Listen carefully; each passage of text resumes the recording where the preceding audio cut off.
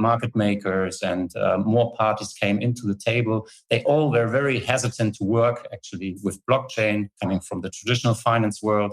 And it was very difficult to expand and to scale with these partners. At the same time, we got all the DeFi innovation coming in. So last year, this got really traction. Automated market makers were in the game. And also we saw a lot of liquidity and use cases coming to Ethereum and other blockchains that had smart contracts.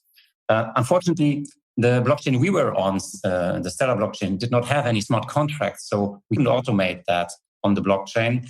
Had the pain working with all these intermediaries at the same time. And we thought, all right, before we switch blockchains again and then don't see the right fit, we're now building it ourselves, and not only for ourselves, but for everyone who wants to deal with international payments and fiat in the blockchain space.